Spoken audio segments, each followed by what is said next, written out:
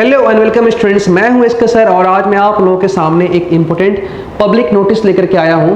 जिस नोटिस में JEE main के होने वाले एग्जाम जो कि 2025 में है, कुछ बदलाव किया गया है। स्टूडेंट्स, बहुत सारे बच्चे ऐसे होंगे जिन तक ये इन्फॉर्मेशन पहुंच चुका है और बहुत सारे बच्चे ऐसे भी होंगे कि जिन तक अब तक ये इन्फॉर्मेशन नहीं पहुंचा है। स्टूडेंट्स, एक बात दिमाग में रख लीजिए कि ये जो भी चेंजेस है वो जेईई मेन से जुड़ा हुआ है, नीट से बिल्कुल भी नहीं है।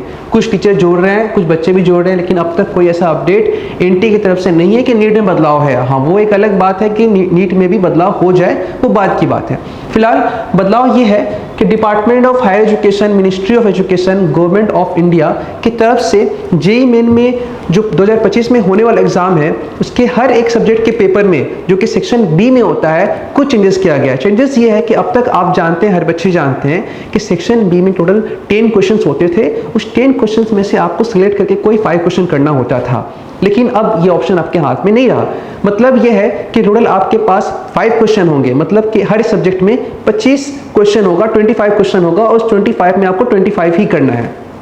अब बहुत सारे टीचर्स बोल रहे हैं कि ये मेजर चेंज है, कुछ बोल रहे हैं माइनर चेंज है, तो ये हर एक टीचर का अपना अपना एक ओपिनियन हो सकता है, बिल्कुल सही बात है। लेकिन मुझे लगता है कि इन चीज़ों को टीचर के हिसाब से ना सोच करके बच्चों के हिसाब से सोचना चाहिए कि बच्चे क्या सोच रहे हैं, स्टूडेंट्स क्या सोच रहे हैं। अगर मैं स्टूडेंट होता और मेरे सामने अचानक से एक इन्फॉर्मेशन आता, एक नोटिस आता एट द एंड जो कि एग्जाम करीब है अभी, तो मैं क्या सोचता, मैं यही सोचता कि मेरे पास 10 क्वेश्चन में से सिर्फ 10 क्वेश्चन करना होता है, 5 क्वेश्चन से करना होता है, तो मैं 5 तो कर ही लूंगा।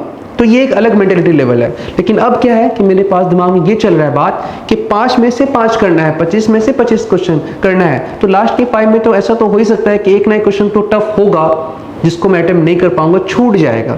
तो अब रह गया बात कि ऐसे अगर आप सोच रहे हैं, तो अगर बच्चा भी ऐसे सोच रहा है, सोच भी सकता है, सोच भी रहे होंगे कुछ बच्चे, तो इसका क्या है ना कि इस चेंजेस का ये रहा उसके ऊपर एक नेगेटिव इम्पैक्ट। लेकिन मैं कहूँगा कि अगर जब भी दिमाग में आपके ऐसा कुछ ख्याल आए, तो आप दिमाग में सोचिए कि जो भी चेंजेस किया गया है वो किसके लिए किया गया है? सिर्फ आपके लिए किया गया है? नहीं, ये सबके लिए किया गया है। तो ऐसा करने से क्या होगा ना कि इस चेंजेस का जो आपके ऊपर नेगेटिव इम्पैक्ट आने वाला है, जो भी नेगेटिव प्रभाव आने वाला है, उससे आप बच सकेंगे, उसको आप न्यूट्रल कर सकेंगे। इसके अलावा कोई दूसरा रास्ता नहीं है। क्योंकि अगर आपने न्यूट्रल नहीं किया तो कुछ बच्चे का जिनका सोच बहुत स्ट्रांग है, मेंटेलिटी लेवल बहुत स्ट्रांग है, तो उस पर तो असर नहीं पड़ेगा, वो निकल लेंगे। लेकिन जिसका ज़्यादा असर पड़ जाएगा, ज़्यादा नेगेटिव इम्पैक्ट होगा, उसका रिजल्ट खराब होगा। ऐसे सोच का ऐसे भी जो असर होता है वो सीधा रिजल्ट पे और सिलेक्शन पे ही होता है।